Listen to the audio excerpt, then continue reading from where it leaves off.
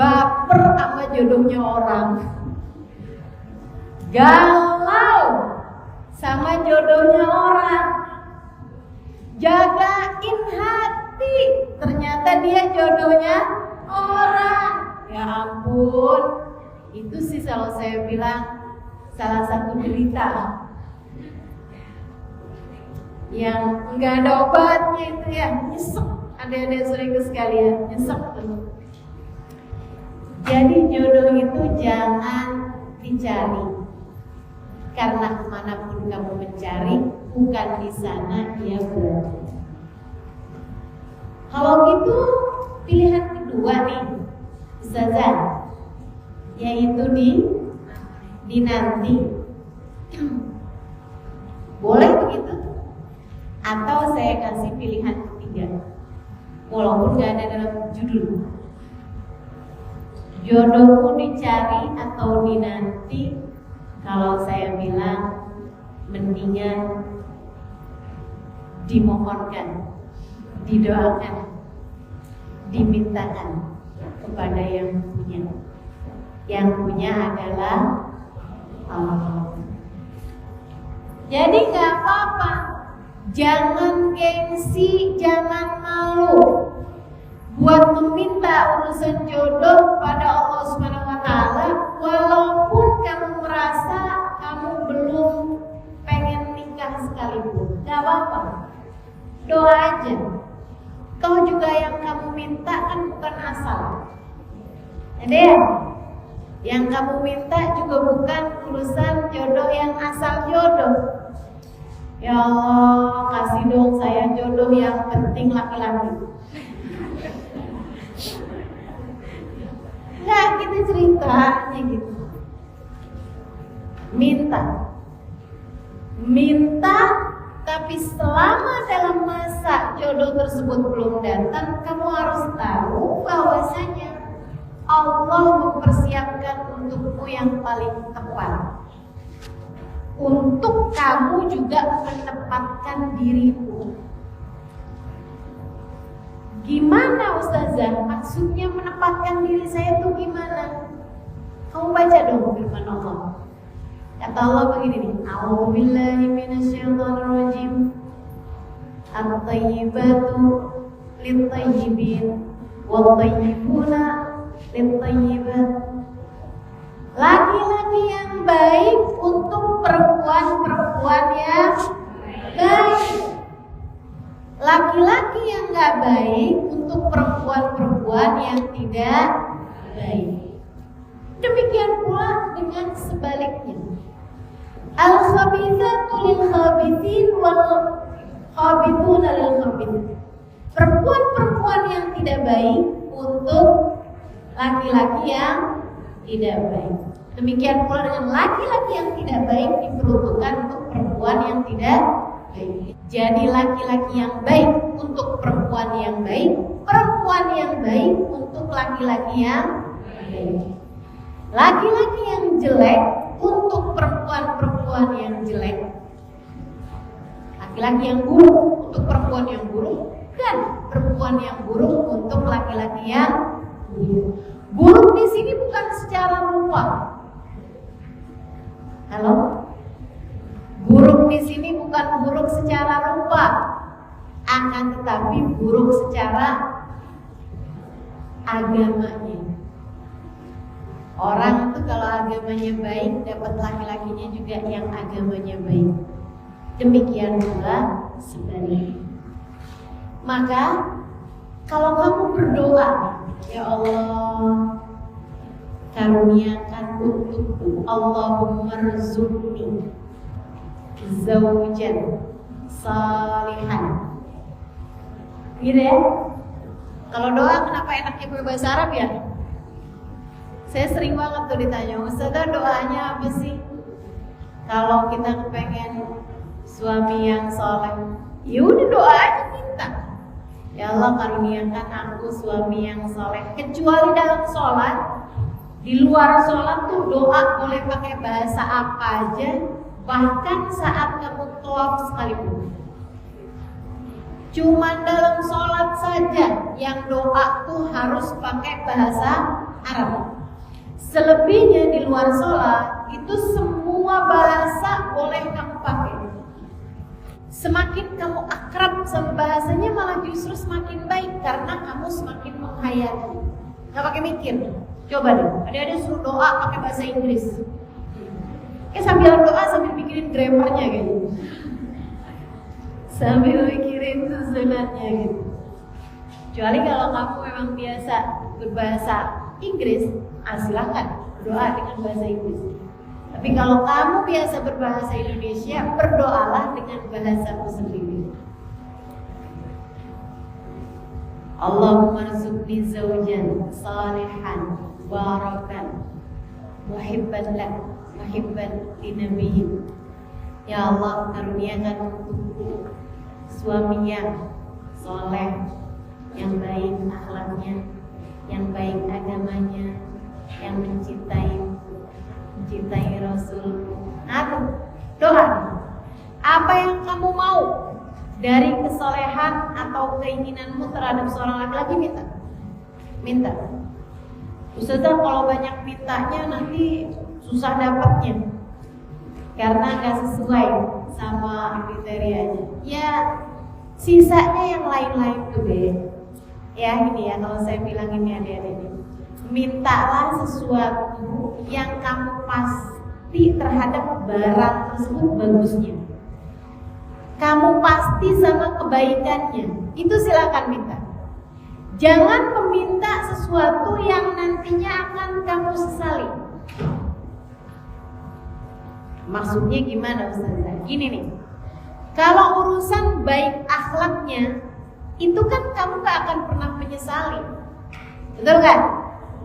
Kalau masalah orang tersebut bagus ibadahnya, gak akan pernah kamu sesali. Tapi kalau urusan, misalnya Allah saya kepengen suami yang cakep,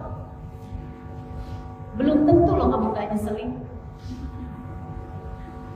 Kalau saya nanya sama ibu-ibu nih, nyesel gak punya suami cakep? Banyak yang bilang nyesel, Ustazah susah jaganya. Tiap jalan kemana cewek-cewek seneng banget udah ngeliatin, susah jagain. Ada jadi hal-hal yang seperti itu tuh belum tentu kebaikannya. Minta ya Allah saya pengen suami yang kaya raya, itu belum tentu baik bagimu, belum tentu baik bagi kamu. Biasanya orang kaya raya sibuk, betul nggak? Jadinya malah akhirnya jadi nggak punya banyak waktu bersama denganmu, kan gitu? Halo? Belum tentu itu tidak kamu sesali nantinya, belum tentu. Maka mintalah sesuatu yang pasti nggak bakalan kamu sesali. Ini saya kasih tahu aja deh. Pernah satu waktu ada seorang ibu bilang begini sama saya, seorang istri, Ustazah, suami saya jarang banget ada di rumah, Ustazah. Doain dong ya suami saya betah di rumah. Ya, iya deh Bu, saya doain biar suamimu betah di rumah. Fatihah, pulang dia. Berapa bulan kemudian dia datang lagi, Ustazah, ya Allah Ustazah, suami saya keluar dari kerjaannya di rumah, susah deh saya Ustazah. Hitungan bulan, sesuatu yang awalnya diminta kemudian menjadi sesuatu yang disesali belakangan. Nah itu kalau masih di dunia aja kayak begitu, apalagi di akhirat. Minta suami ya Allah yang kaya raya pokoknya, yang punya pulau, yang punya pesawat pribadi. Waduh, dek. Kadang-kadang di dunia aja udah kamu sesel loh yang begituan, apalagi di akhirat. Pas hisabnya panjang, kamu ikut-ikutan di hisab juga, waduh. Bahaya. Maka teman-teman saya sekalian, untuk urusan-urusan yang dunia, yang sifatnya duniawi, biarkan Allah memilihkannya untukmu yang terbaik. Kalau ada sesuatu kriteria yang kamu inginkan dari suamimu, saran saya, minta untuk sesuatu hal yang sudah pasti bagusnya. Ya Allah, aku ingin memiliki atau karuniakan kepadaku seorang suami yang soleh, yang baik hatinya, yang takwa kepadamu, yang bagus ibadahnya. Kan begitu? Yang mencintai keluarganya. Sebab kalau nggak mencintai keluarganya kan pasti nggak bagusnya juga. Menelantarkan keluarganya, misalnya gitu kan? Yang dapat mendekatkanku kepadamu ya Allah, yang dapat beribadah bersama-sama. Kami dapat beribadah bersama-sama menuju minta hal-hal yang sudah pasti bagusnya, baik akhlaknya, gitu kan, baik orangnya, gitu, dermawan, tawadhu, gitu. Minta sama Allah Subhanahu wa Ta'ala. Jadi kalau saya ditanya, jodoh dicari atau dinanti? Sepertinya saya lebih suka pilihan yang ketiga. Jodoh tidak bisa kamu cari, tidak bisa kamu cari, karena tidak di sana ia berada. Itu yang pasti. Apakah dinanti? Iya. Akan tetapi sembari menanti tersebut, kamu bisa melakukan yang satunya, yaitu minta. Mintanya kepada yang punya. Karena jodohmu berada di tangan Allah, maka mintalah hanya kepadanya. Saran saya, jangan pacaran. Kenapa? Membuatmu tidak bisa memiliki kriteria. Kalau kamu selama ini memiliki kriteria terhadap urusan jodoh, jangan pacaran. Kalau kamu pacaran, membuatmu gak bisa punya kriteria. Karena nih gini nih, orang tuh ya berpikir tentang pacaran untuk pengenalan. Padahal kalau sudah kenalan, kemudian kamu jatuh cinta, pacaran tuh kan jadinya jatuh cinta. Kamu mau pacaran sama orang yang kamu gak cinta, namanya bukan pacaran. Kan gitu ya? Konsep pacaran itu kan jatuh cinta deh. Kalau sudah jatuh cinta, aib-aibnya kamu jadi gak bisa rasa. Orang tuh kalau udah cinta, seperti yang adik-adik sering dengar, tai kucing. Itu siapa yang udah nyoba ya? Saya heran tuh tiap kali dengar ada istilah tai kucing rasa coklat.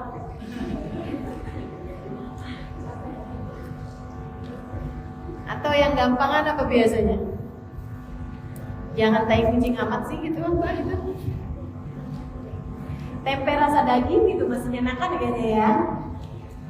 Nah ini ada. Jadi kalau orang jatuh cinta tuh gak terlalu kelihatan gitu sama aib-aib orang yang dicintai.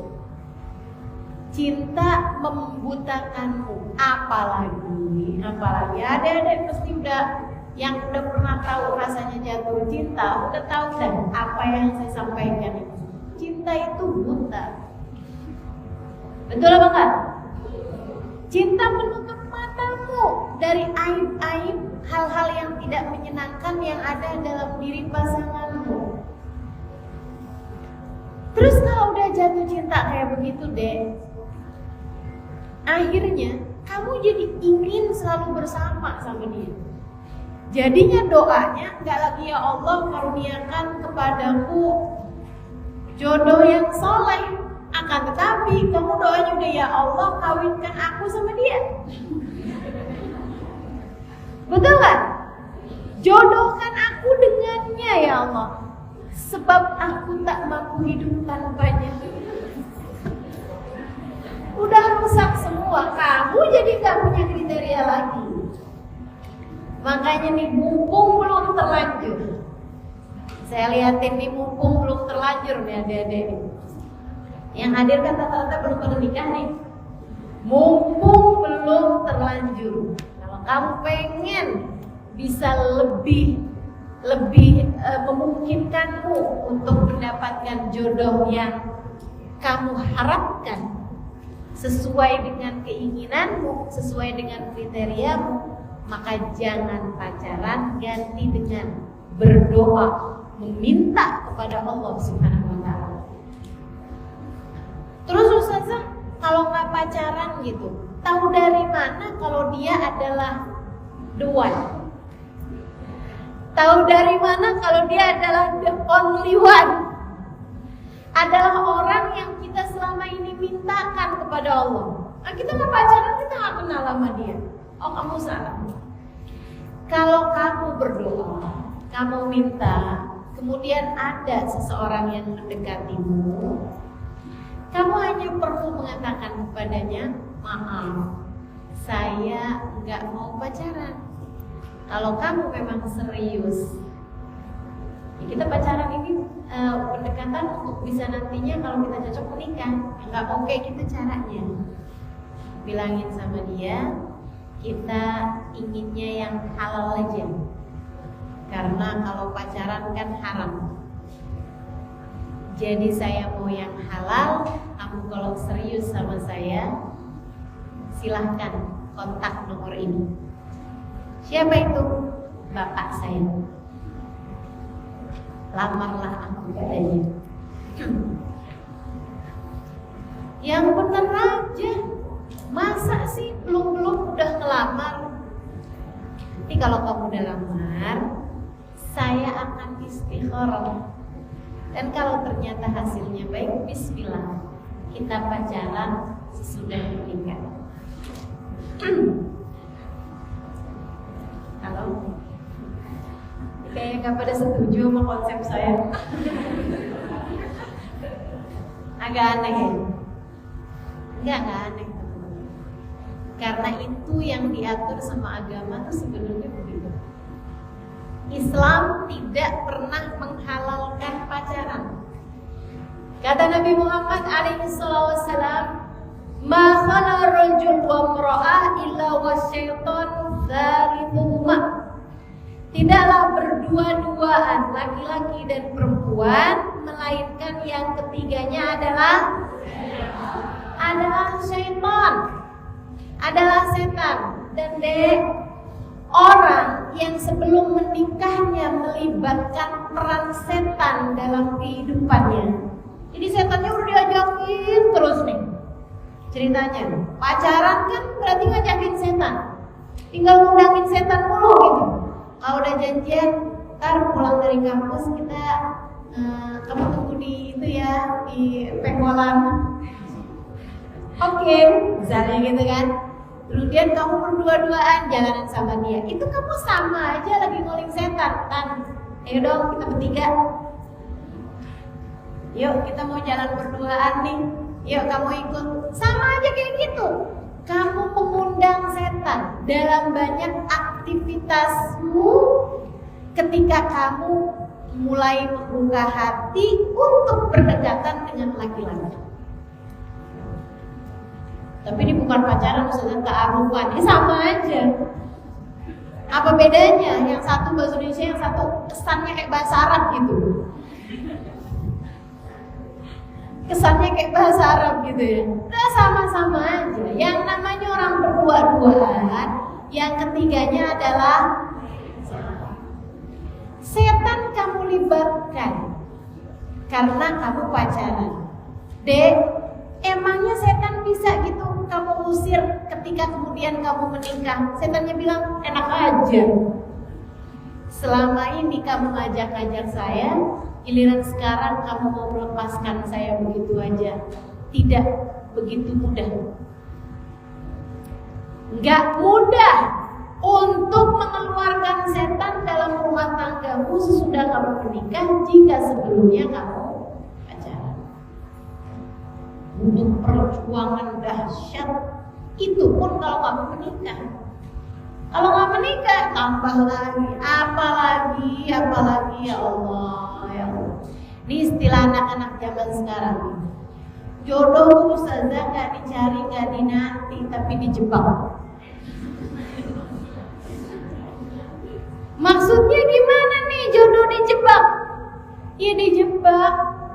Nauzubillah, katanya ceweknya hamil duluan, mau nggak mau dia harus mempertanggungjawabkan. Ya Allah, innalillahi wa inna ilaihi raji'un. Na'udzubillah min dzalik. Kita berlindung kepada Allah dari hal-hal yang seperti itu. Itu setannya udah benar-benar menang. Kalau sampai terjadi hal yang seperti itu, adik-adik, kamu silahkan liatin orang-orang yang mengawali rumah tangganya dengan hal-hal haram, dosa besar yang seperti itu. Siapa di antara mereka yang rumah tangganya dapat berlangsung hingga panjang, dapat berlangsung rumah tangganya dengan sakinah, mawaddah, warahmah? Ya Allah, susah setengah mati. Bahkan bisa dikatakan jarang banget. Kalau malah dari yang saya perhatikan, malah hampir gak ada gitu. Dari yang bermula dengan aku tak mampu hidup tanpamu, akan berakhir dengan aku tak sanggup hidup denganmu. Beneran ini. Yang awal-awalnya, semua perempuan gak ada yang menarik selain kamu. Semua perempuan mendorong. Yang menarik cewek ini aja gitu. Nanti berakhir dengan semua perempuan menarik kecuali kamu. Tungguin aja. Hanya berlalu waktu deh. Paling lama 5 tahun. Paling lama. Jangan kamu pikir, ya tapi kan kalau nggak pacaran jadinya nggak kenal. Kalau nggak kenal kan kita nggak tahu. Dek, yang udah pacaran sekalipun, kalau udah nikah mah kayak nggak kenal. Tuh banyak banget para istri bersuara seperti itu. Dan sebenarnya suami-suami juga begitu. Kenapa ya? Istri saya tuh nggak sama kayak pas waktu kita lagi pacaran. Gitu. Karena mengawalinya dengan pacaran. Pacaran tidak mengenalkanmu kepada dia, tapi mengenalkanmu kepada setan yang membuat kalian akan bersama-sama dengannya. Jadi kamu tuh ketika pacaran, orang tuh gak pernah berdua. Akan tapi rame-rame, kelihatannya doang, padahal rame. Rame sama siapa? Sama setan. Bisik-bisikin terus. Dari mulai ini yang Allah nggak apa-apa, cuman kenalan doang. Lama-lama nggak apa-apa kok, cuman teleponan doang. Oh, chat-chatan dulu ya. Habis kenalan, terus chat-chatan. Habis itu nggak apa-apa, cuman teleponan doang. Habis itu nggak apa-apa kok, cuman janjian doang. Nggak apa-apa kok, cuman ketemuan doang. Nggak apa-apa kok, cuman curhatan doang. Gak apa-apa kok, cuman pegangan tangan doang. Gak apa kok, cuman senderan doang. Tuh kalau udah senderan tuh kepalanya udah deketan. Nanti tuh lama-lama setannya, gak apa-apa kok, cuman apa lagi. Habis itu sampai terjerumus kepada dosa besar, itu zina. Alhamdulillah.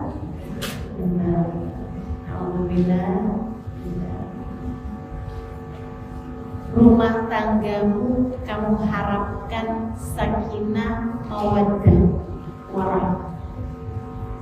Rumah tanggamu sakinah itu ketenangan, mawaddah itu rasa sayang. Kalau kamu dua-duanya kerjain itu, Allah akan kasih rahmah, kasih sayangnya Allah.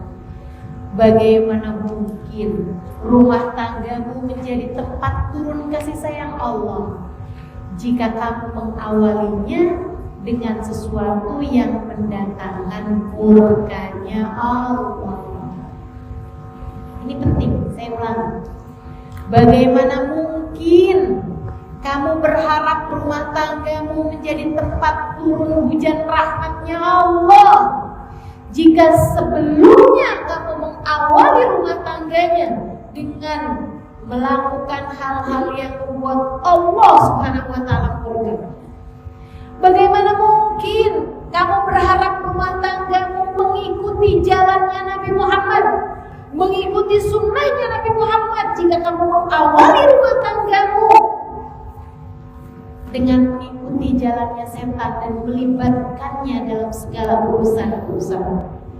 Tidak berduaan laki-laki dan perempuan, melainkan yang ketiganya adalah setan. Tapi dia tuh ustazah sangat agamis sekali, sangat religius. Saya tuh kalau berduaan sama dia tuh ngajakin saya sholat berjamaah. Dia tuh kalau saya lagi ujian, dia akan bangunin saya jam 3 buat tahajud.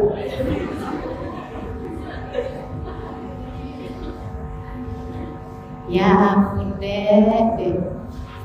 Katanya para ulama, kalau adik-adik baca kitab Ihanatul Thalibin, nah di situ dibilang, sesudah bahas hadis Nabi Muhammad yang ini nih, ma khala rajulun ra'ila wa syaitan talibuhuma walau kana Hasan al-Basri au kanat Rabi'at al-Adawiyyah. Walaupun, jadi kalau berdua-duaan laki-laki dengan perempuan, maka yang ketiganya adalah setan. Walaupun laki-lakinya adalah Hasan al-Basri, walaupun perempuannya adalah Rabi'ah al-Adawiyah. Walaupun cowoknya Hasan al-Basri, ceweknya Rabi'ah al-Adawiyah, kalau berdua-duaan maka yang ketiganya adalah setan. Apalagi cuma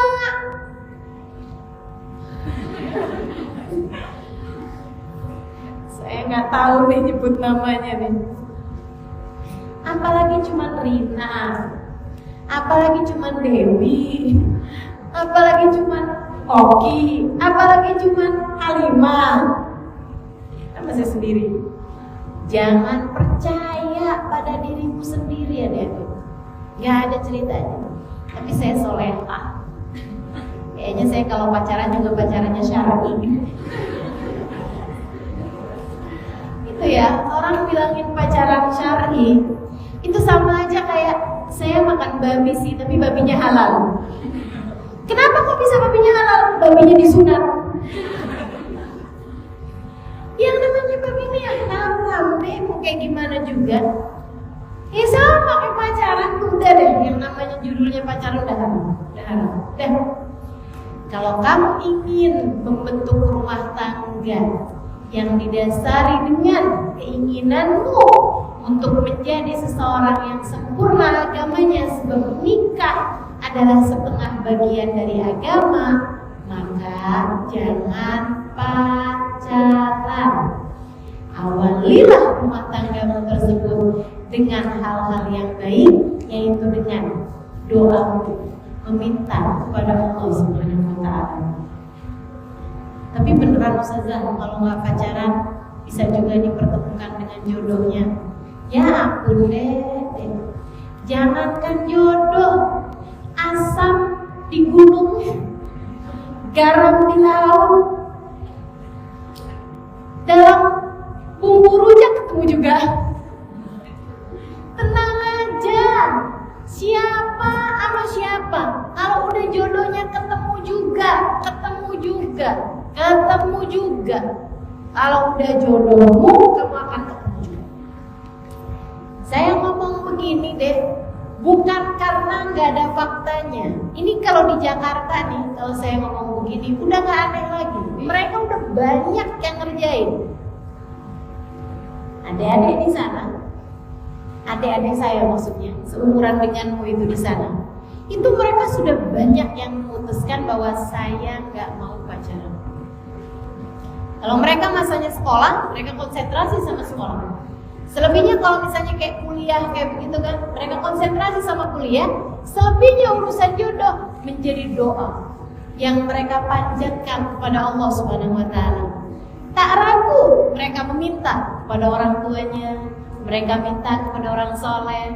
Kalau sedang ada acara-acara majelis-majelis, ada waktunya doa mustajab, waktunya hujan misalnya, Waktu hujan tuh doa mustajab. Sedang musafir misalnya, habis sholat misalnya, apalagi kalau bangun tahajud misalnya, selesai tahajud, mereka akan angkat tangan minta kepada Allah Subhanahu wa taala, ya Allah, karuniakan saya jodoh yang soleh, yang begini, yang begini. Banyak anak-anak kuliah sepertimu, dideketin laki-laki, kemudian laki-lakinya mendekati dia ini, dijawab itu, maaf, saya nggak pacaran, saya maunya nikah. Kalau kamu memang serius, lamar saya. Silahkan, ini nomor ayah saya, datang ke rumah saya di halaman rumah saya. Udah, selebihnya nggak mau menyibukkan diri. Kalau ternyata sungguh-sungguh melamar, dan itu banyak kok, banyak juga laki-laki yang soleh, yang memang juga nggak mau pacaran. Mereka maunya nyari istri. Jangankan di kalangan mahasiswi, di kalangan artis sekarang aja banyak kok laki-laki yang seperti itu. Saya sekarang tidak lagi berada dalam umur nyari pacar. Saya sekarang nyari istri. Banyak di antara mereka yang kayak begitu. Jadi ketika mereka ketemu, ini kayaknya saya cocok nih sama dia, mereka akan deketin, lamar, kemudian sudah lamar istikharah. Jangan main kalau hati saya, nggak usah hatimu, nggak usah hatimu. Tapi kan Ustazah, katanya tanyakan pada hatimu. Hatinya siapa? Tanyakan pada hatimu, itu hadis Nabi ya, Dek. Istafti qalbak, kata Nabi Muhammad SAW. Tanyakan kepada hatimu, kata Nabi. Kepada siapa? Kepada Umar bin Khattab.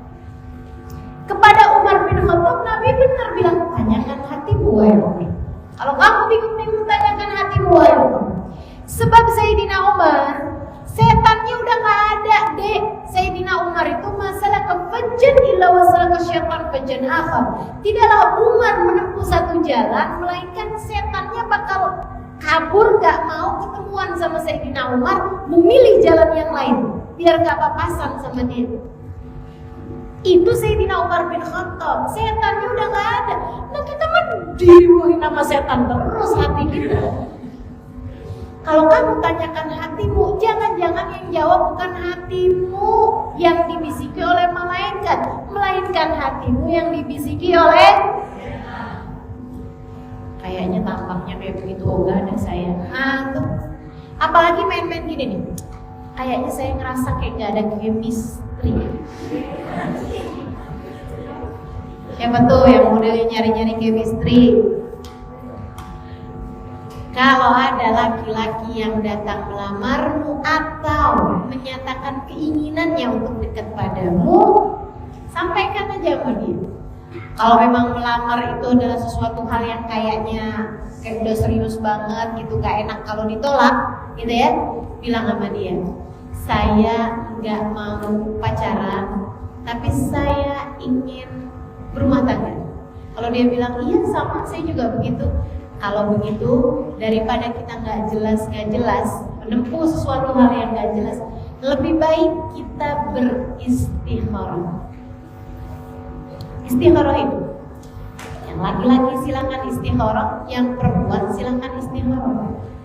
Istikharahnya jangan main-main pertanda deh, nggak ada ceritanya. Kamu belum menjadi orang-orang yang bisa melihat pertanda-pertanda. Ustazah, saya begitu habis bilang, ya udahlah nanti kita istikharah. Ustazah, siang harinya saya melihat ada kupu-kupu. Terus kenapa kalau kupu-kupu? Ya kayaknya itu jodoh saya, Ustazah. Udah nggak pakai. Nggak usah ngeliat pertanda ada kupu-kupu, ada kamu kedengeran suara burung hantu. Nggak usah. Ustazah, habis itu ada balonku, ada balonnya meletus satu gitu ya. Gak ada. Itu bukan pertanda jawaban istikharahmu. Berarti kan artinya gak bagus Ustazah, sebab balon kan kalau meletus balon hijau, hatiku jadi kacau. Berarti kan gak bagus sudah pertandanya. Gak usah main pertanda ya. Gak usah main pertanda. Sebab kamu tidak tahu Dia tidak tahu. Orang tuamu tidak tahu. Orang tuanya dia tidak tahu. Tidak ada yang tahu. Yang tahu hanya Allah. Maka bertanyalah kepada yang Maha Tahu. Orang tuh deh, walaupun saya rada-rada kurang setuju, kurang enak bahasanya, tapi saya setuju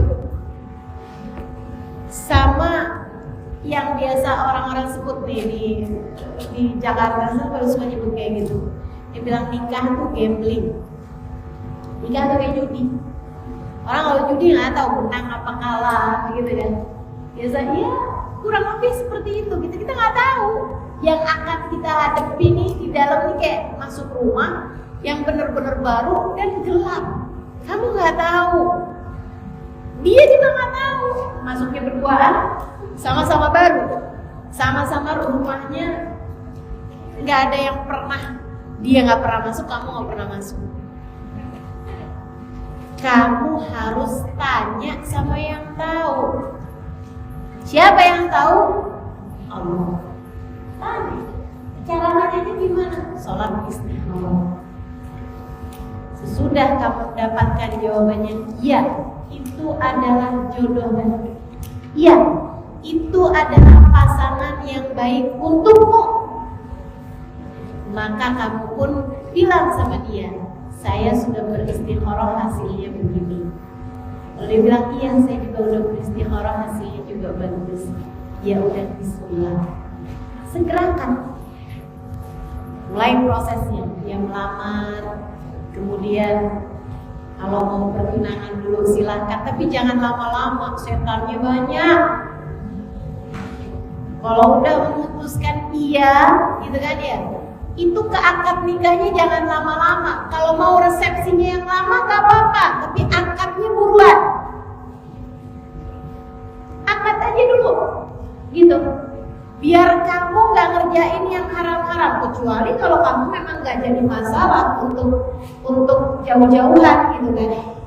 Kalau misalnya sebulan, 2 bulan, 3 bulan, itu disegerakan adik-adik. Jangan, ya udah dah kita tunangan dulu ya, 5 tahun lagi kita nikah. Ya Allah, 5 tahun.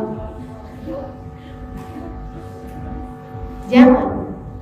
Adik-adik saudara sekalian, persegerakan itu adalah sesuatu hal yang kata Nabi Muhammad SAW harus dipersegerakan. Jenazah apabila sudah meninggal dunia, segerakan, kata Nabi Muhammad. Hutang apabila telah datang waktunya, kamu punya buat bayarnya, segerakan. Setannya banyak tuh. Kemudian yang ketiganya, al-ayyim idza wajada kufu'a, anak perawat apabila sudah mendapatkan jodohnya, sudah datang jodohnya, sudah datang yang melamarnya, persegerakan. Itu ada yang sekali. Kemudian laksanakanlah pernikahan dengan cara-cara yang benar. Insya Allah diawali dengan kebaikan akan berjalan dengan kebaikan pula. Bismillah. Dek, saya kasih tahu ya. Sebagai orang yang sudah menikah tahun 2002 saya menikah. Sekarang tahun 2022. Oh, saya baru nyadar nih. Saya sudah 20 tahun menikah. Tua banget saya. Sebagai orang yang sudah menikah 20 tahun, saya berani berkata padamu, yang nikahnya dengan cara yang baik, dinikahkan dengan restu dari semua pihak, itu aja rumah tangga tuh belum tentu tidak diuji. Ada ujiannya, bukan mudah. Apalagi jika dari awal diawali dengan ketidakbaikan, diawali dengan melibatkan setan, dengan pacaran, diawali dengan nikah lari tanpa restu orang tua, ya Allah, berantakan bakalannya. Menikahlah dengan baik, sehingga berkemungkinan nanti akan berjalan pernikahanmu juga dengan baik. Nikah, ikut aturan Allah SWT. Nanti juga akan berjalan dengan aturan Allah SWT. Semuanya indah dek kalau dari awal kamu selalu melibatkan Allah SWT dalam segala keadaan. Jadi kalau saya ditanya jodoh dinanti atau dicari, dinanti. Tapi selama masa penantian tersebut, sibukkan diri dengan berdoa, ya. Kemudian lagi sibukkan diri untuk memantaskan diri untuk menjadi istri yang solehah bagi laki-laki yang soleh. Solehahkan diri. Sudah cukup jelas? Kalau begitu saya mau berbagi pengalaman. Dek, saya ketemu melihat muka suami saya sesudah akad nikah. Ketika dia memberikan mahar kepada saya, baru saat itu saya lihat muka suami saya dan saya bersyukur, alhamdulillah, seenggaknya lengkap mukanya.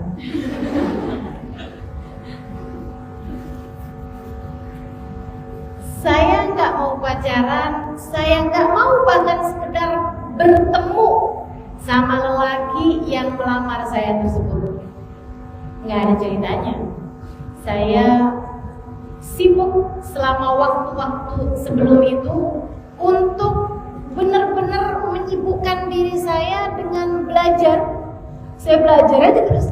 Saya belajar Al-Quran, saya pelajarin hadisnya Nabi, saya pelajarin sejarah Nabi, saya pelajarin ilmu fikih, saya pelajarin ilmu tauhid, saya mengajar, saya sibuk. Saya hamba Allah. Di waktu kehidupan saya inilah saya diberi kesempatan oleh Allah SWT untuk mencari keridhaannya. Maka saya sibukkan waktu saya. Sebab menurut saya waktu belajar paling enak adalah masa muda. Sesudah masa muda, ini otak nih udah agak susah kalau mau dibuat ngafal atau dibuat nyari-nyari hal-hal yang baru gitu. Lagian orang-orang kalau udah masuk usia senja tuh deh, udah tua-tuaan gitu ya, belum lagi lepot memang akalnya. Ditambah dengan kurang banyak ingin tahu terhadap segala sesuatu. Kalau masih muda nih masih punya banyak keingintahuan, gitu kan. Kalau udah tua-tua lain cerita. Makanya orang tua-tua tuh kalau dikasih gadget-gadget yang canggih-canggih, mereka itu cuma seneng bawanya aja. Palingan makainya terbuat nelfon sama buat WhatsApp doang. Kan begitu tuh. Karena udah nggak kepengen lagi, pengen tahu gitu. Di masa muda yang seperti kalian ini waktu paling enak buat belajar. Banyakin belajar karena kamu masih punya rasa ingin tahu yang besar terhadap berbagai macam hal. Kamu gak kepengen tahu arti dari bacaan-bacaan sholat yang selama ini kamu baca? Kamu kan gak kepengen tahu kisah kehidupannya Nabi Muhammad sewaktu hidupnya kayak gimana? Kamu gak pengen tahu cerita-cerita kehidupan para sahabat di zaman Nabi itu kayak apa? Yang perempuan-perempuannya kayak apa? Gak pengen tahu sejarahnya perempuan pimpinan ahli surga Sayyidah Fatimah Zahra? Gak kepengen tahu ceritanya Sayyidah Khadijatul Kubro kayak gimana? Gak kepengen tahu hukum-hukum dalam Islam seperti apa? Saya dulu sangat ingin tahu. Dan ketika saya dengan lahap, dengan tamak mempelajari itu semuanya, saya gak kepikir urusan dengan calon suami. Sampai abang saya telepon begini, nah, kalau perempuan pinter tuh suka susah loh dapat suaminya. Banyak laki-laki yang takut kalau mau kawin sama perempuan yang pintar. Jadi kamu gak usah pintar-pintar amat, nanti gak banyak calon laki-laki yang mau sama kamu. Saya bilang sama abang saya juga gak mau kawin sama seorang laki-laki yang takut buat kawin sama perempuan pintar. Ada apa? Seharusnya dia gak takut, karena pandai dalam urusan agama menjadikan seorang perempuan tahu nilai suami di mata Allah. Seharusnya gak pernah takut. Kan begitu ya? Jadi teman-teman semua sekalian, saya sibuk. Saya pulang tuh buat liburan aja. Karena saya udah 3,5 tahun tinggal di sana, nggak pernah pulang. Jadi akhirnya saya pulang sebentar, mau balik lagi gitu nantinya. Saat saya pulang masih di Jakarta, karena memang guru kami, Habib Umar bin Hafid waktu itu masih dakwah-dakwah, beliau sedang datang ke Indonesia, masih dakwah-dakwah di Jakarta. Saat itulah Umar menelpon ayah saya dan bilang bahwa saya ingin menikahkan putrimu dengan laki-laki ini gitu. Ada seorang laki-laki yang saya ingin menjodohkannya dengan putri kamu. Abah saya bilang, terserah anaknya, gimana dia. Kalau dia mau, silahkan saja Bu. Saya ditanya, saya pikir saya nggak bisa cukup pinter buat nyari jodoh buat saya sendiri, jadi ya udahlah, terserah aja, silahkan aja. Maka kami pun menikah. Dia sendiri juga nggak sempat ngasih tahu keluarganya yang memang ada di luar kota, jadi dinikahkan aja gitu sama Abu Umar. Abah saya datang ke Jakarta untuk menjemput saya, jadi nggak pulang dulu karena sekalian ternyata mengawinkan saya. Mendadak banget gitu ya acara pernikahannya. Ya udah, dinikahkan, kemudian abisnya akad nikah, itu baru saya ketemu sama dia gitu. Saya lihat mukanya dia kayak gimana, dia juga melihat muka saya kayak gimana. Baru itu sesudah halal, sesudah dia menjadi suami saya dan saya menjadi istrinya, baru saya lihat tampang suami saya kayak gimana. Apakah dia adalah tipe kamu? Gak ada urusan tipe, gak ada urusan yang seperti itu. Berjalan dengan aturan Allah SWT, saya lebih bisa mengangkat tangan ketika segala sesuatu terjadi. Ya Allah, jadikan saya sebagai istri yang baik bagi suami saya, jadikan suami saya sebagai suami yang soleh bagi saya. Dan menikah bagi saya sampai dengan saat ini bukan merupakan hal yang akan saya sesali. Ada beberapa hal dalam hidup yang saya sesali, tapi menikah tidak termasuk sebagai salah satunya. Sampai dengan sekarang saya tahu bahwa dia adalah pasangan yang terbaik bagi saya. Dia membuat saya melihat hal-hal yang tidak pernah saya lihat sebelumnya. Dan saya pun juga membuat dia banyak mengerti hal-hal yang tidak dia mengerti sebelumnya. Dia tidak sempurna sebagai seorang suami, sebagaimana saya tidak sempurna tentu saja sebagai seorang istri. Akan tetapi semoga saya bersamanya, kami berdua menuju kepada kesempurnaan. Jadi adik-adik saudariku sekalian, kalau kalian tanya kepada saya karena kalian galau tentang urusan jodoh, ikutilah apa yang Allah SWT inginkan untuk kalian kerjakan. Selama masa ini, sibukkan dirimu untuk menuntut ilmu, untuk belajar, untuk nyari tahu, untuk ibadah pada Allah SWT. Gak usah terlampau galau urusan jodoh deh.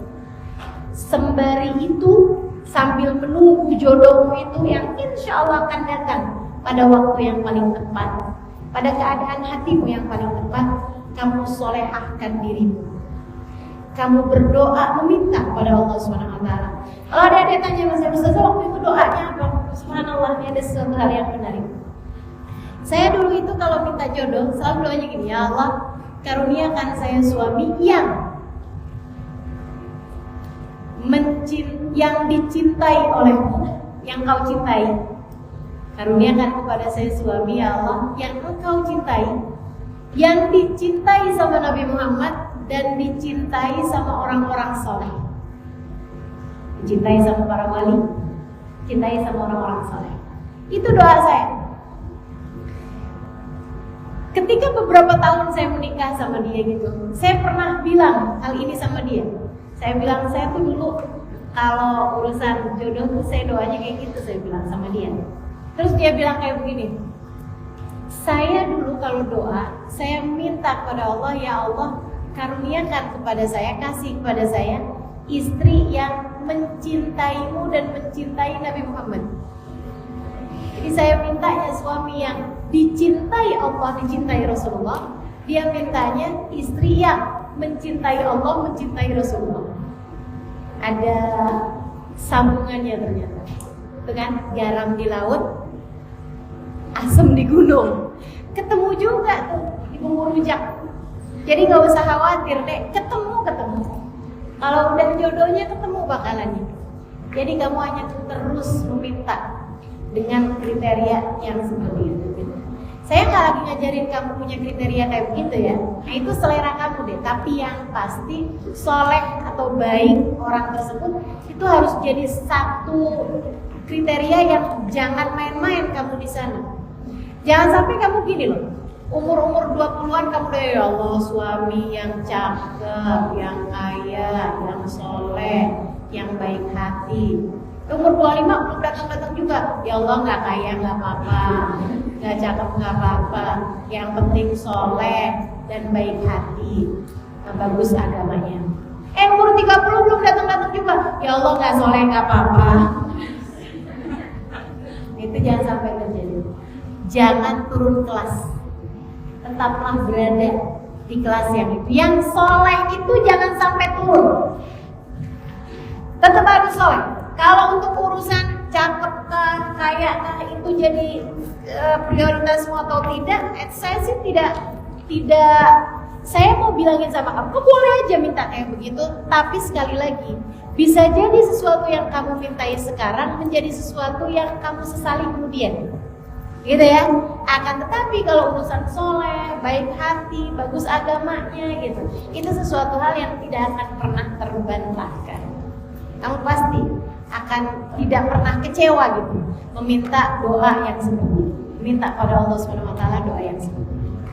Jadi nggak apa-apa. Adik-adik serius sekalian, selebihnya pernikahan itu atau jodoh itu, nikah gitu ya, bukan merupakan akhir kehidupan. Jangan kebanyakan nonton film Cinderella lah, apalagi tuh putri tidur lah, yang kayaknya tuh diakhiri dengan menikah kemudian berbahagia selamanya. Itu tidak pernah terjadi deh. Menikah lalu bahagia selamanya tidak pernah terjadi.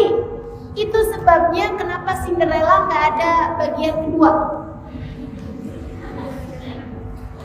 Gak ada serinya, gitu ya. Sebab kalau ada serinya, abis nikah tuh kemudian berantem, gitu kan, meributkan hal-hal yang remeh-remeh. Kemudian lagi ini itu ada banyak aja deh akhirnya. Jadi sebab-sebab pertengkaran dalam rumah tangga, gitu. Nah ini, katanya saya mau bilang sama adik-adik saudara sekalian. Gak usah galau-galau urusan jodoh deh. Kamu hanya perlu memantaskan diri untuk suami yang soleh. Selebihnya di masa-masa kamu menunggu datangnya laki-laki yang soleh pada waktu yang tepat tersebut, sibukkan dirimu bukan mendekati laki-laki, tapi mendekati pemiliknya, mendekati Tuhannya. Minta kepada Allah Subhanahu wa Ta'ala agar kamu menjadi seorang perempuan yang solehah sebagai hambanya. Sebab kamu jomblo, kamu menikah, gitu ya, Tuhan kamu Allah juga. Kamu jomblo, kamu kemudian menikah, kamu tetap hambanya Allah juga. Kamu jomblo sampai kemudian kamu menikah, tetap Nabi Muhammad juga pimpinan dalam kehidupan kamu. Tetap idolamu, panutanmu Sayyidah Fatimah, Sayyidah Khadijah. Deketilah perempuan-perempuan solehah agar kamu bisa menjadi salah seorang di antara mereka.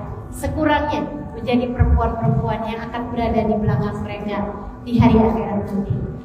Kamu hanya memiliki hidup yang sekarang untuk kamu jalani sebagai bekal menuju kehidupan sejatimu, yaitu akhiratmu kelak. Jadikanlah masa kehidupanmu di dunia ini sebagai bekalmu menuju kehidupanmu di hari akhirat nanti.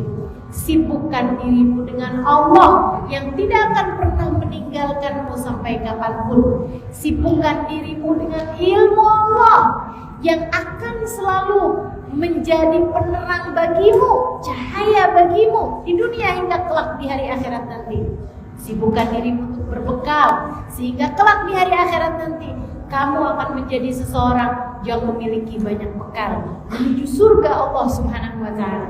Semoga Allah Subhanahu wa Ta'ala menjadikanmu adik-adik sekalian sebagai perempuan-perempuan solehah yang solehah sebagai single, untuk kemudian nanti solehah sebagai istri, untuk kemudian nanti semoga solehah menjadi ibu. Wassallallahu ala sayyidina Muhammadin wa ala alihi wa sahbihi wa sallam. Dawahum fiha subhanakallahumma wa tahiyyatuhum fiha salam. Akhiru da'wana anil hamdulillahi rabbil alamin. Wa ila hadratin nabi al-fatihah.